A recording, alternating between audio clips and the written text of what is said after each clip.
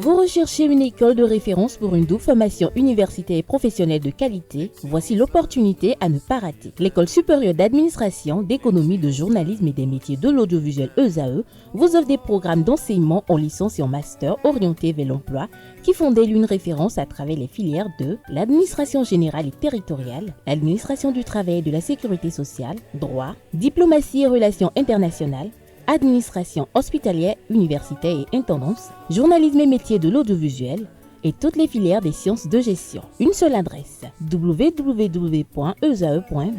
Rendez-vous dès maintenant sur nos campus ESAE Bedjromende au numéro 90 93 65 21 ou au numéro 98 98 14 00. Paracourt sur le numéro 52 46 12 12. Aboumé-Calavi au numéro 52 88 44 44. Akpaka au numéro 52 88 33 33. ESAE, l'excellence a un nom. Bonjour à nouveau, Nosrine Fatoumbi. Merci d'être là pour le bulletin matinal d'information. Bonjour à nouveau, Anel Dou. Bonjour à vous. Merci également d'être là pour la page des sports. On démarre ce bulletin matinal d'information avec des propos de Jacques Ayadji sur le programme de renforcement de l'unité nationale de son parti politique.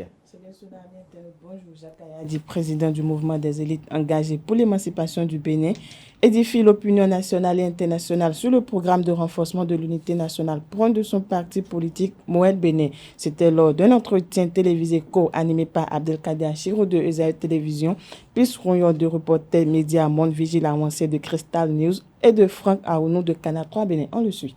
Moël Bénin a été créé suite à un diagnostic profond du paysage politique de notre pays. Ce diagnostic qui nous a révélé que les acteurs politiques traditionnels essayent ou font tout ce qu'ils peuvent pour maintenir le peuple dans une polarisation à nul autre pareil, pour pouvoir les manipuler, pour pouvoir acheter leur conscience lors des élections.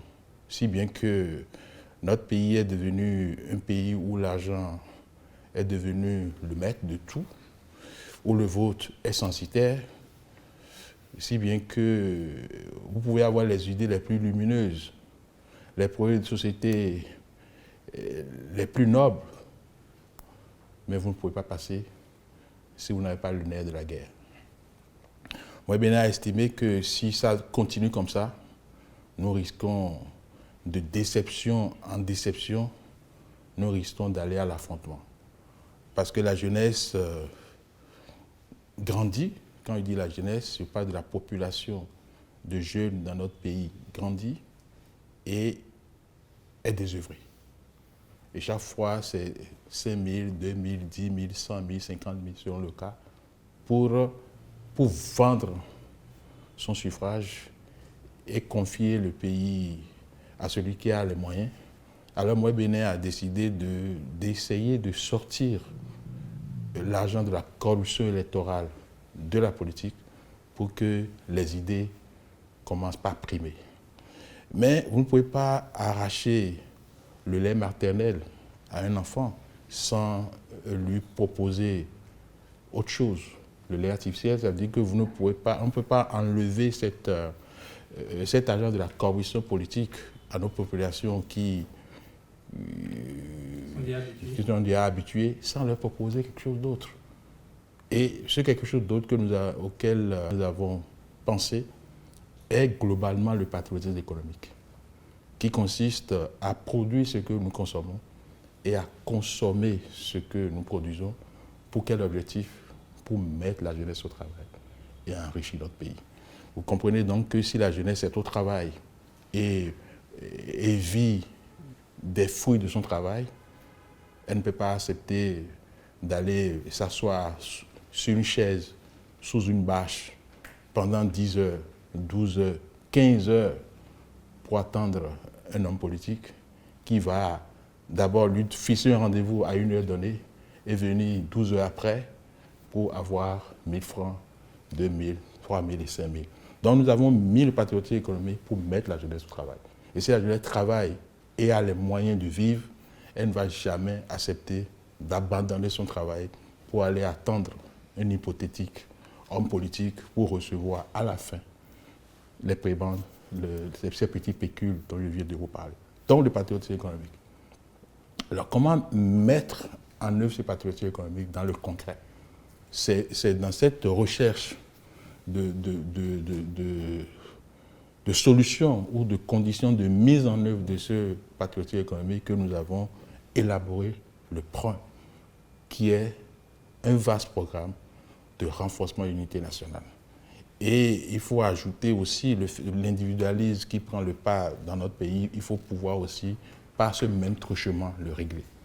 Donc le point, c'est globalement mettre les Béninois de tous horizons ensemble pour travailler, pour pouvoir les affranchir de cette situation dont je viens de vous parler. Donc le point, de façon générale, est un peu abstrait. Donc pour le concrétiser, il faut chercher des prétextes, des moyens. Et nous avons réfléchi, nous avons identifié quelques moyens. Le premier moyen, c'est l'agriculture, qui a donné le projet de renforcement de l'unité nationale par l'agriculture. Le deuxième moyen, c'est les arts et la culture. Ça nous a donné le PRUNA, qui est le projet de renforcement de l'unité nationale par les arts et la culture. Le troisième prétexte, c'est le sport, le projet de renforcement de l'unité nationale par le sport. L'autre moyen, c'est la qualification, qui est le PRUNC, qui est le projet de renforcement de l'unité nationale par la qualification. L'autre, c'est la technologie, qui est le PRUNT, qui est le projet de renforcement de l'unité nationale par la technologie. Et enfin, pour l'instant, parce que ce n'est pas exhaustif, il y a le PRUNRI, qui est le projet de renforcement de l'unité nationale par la recherche scientifique et l'innovation. La ministre du Numérique, Aurélie Adamsoulé-Zoumarou, a procédé au lancement de la 7e édition de la Semaine du Numérique. Tout à fait, la ministre du Numérique, Aurélie Adamsoulé-Zoumarou, a lancé la 7e édition de la Semaine du Numérique devant un pâté d'acteurs du secteur cité le mardi 5 novembre au Canal Olympia à Cotonou, le compte rendu avec Dessougo Beni. 7e édition de la Semaine du Numérique au Bénin. La ministre Adamsoulé-Zoumarou a lancé les hostilités ce mardi 5 novembre 2024 en présence d'une forte délégation gouvernementale et des acteurs du secteur du numérique au Canal Olympia Wologede à Cotonou. La SENUM 2024 s'illustre comme une réponse à la problématique liée aux nouvelles plateformes d'information. La question de l'adaptation de la régulation constitue un défi pressant et un enjeu majeur pour l'ensemble de la communauté des régulateurs des médias de par le monde. Elle est de ce fait une problématique d'importance et d'actualité parce qu'elle rappelle aux régulateurs des médias la nécessité de renforcer leurs compétences dans un environnement numérique où les sociétés sont en permanence connectées. Dans son allocution, la ministre du Numérique a décliné le contenu de l'activité. Nous aborderons des thématiques cruciales pour l'avenir de notre paysage médiatique à travers plusieurs panels et masterclass. Nous parlerons du fact-checking, un enjeu primordial à l'ère des fausses informations, avec des conseils pour éviter les pièges et garantir la qualité de l'information. L'intelligence artificielle, on y vient, générative et son impact sur les médias. Au-delà de cette présentation, plusieurs panels au rendez-vous au Palais des Congrès de Cotonou. La SENUM ainsi lancée prend fin le vendredi 8 novembre 2024. On s'intéresse à présent à la restitution de la 27e pièce des trésors royaux spoliés par le général Alfred Dodd lors des campagnes coloniales. Grâce à l'excellence des relations diplomatiques avec le Bénin, l'Air Finlande a restitué le tabouret royal appelé Katakle, la 27e pièce des trésors royaux béninois confisquée en 1892 par le général Alfred Dodd lors de la campagne coloniale. Cette œuvre d'art, redécouverte grâce aux efforts des citoyens béninois, revient au Bénin avec l'implication du Musée national de la Finlande. Le tribunal de première instance de première classe de Cotonou a condamné à 12 mois ce 5 novembre deux prévenus pour détention et usage de cannabis. Des prévenus sous mandat de dépôt ont été condamnés pour détention et usage de cannabis à la base ce mardi 5 novembre 2024. Les deux prévenus ont reconnu avoir consommé du cannabis. Le ministère public a donc a donc recueilli contre eux une peine de 18 mois de prison, dont 9 fermes. Dans son verdict final, le tribunal a condamné les 2 prévenus à 12 mois d'emprisonnement, dont 6 fermes, et une amende de 100 000 francs chacun. Merci à vous, Nasrine Fatoumi, pour cette présentation du bulletin matinal d'information. Restez avec moi, on retrouve Aneldo pour la page des sports.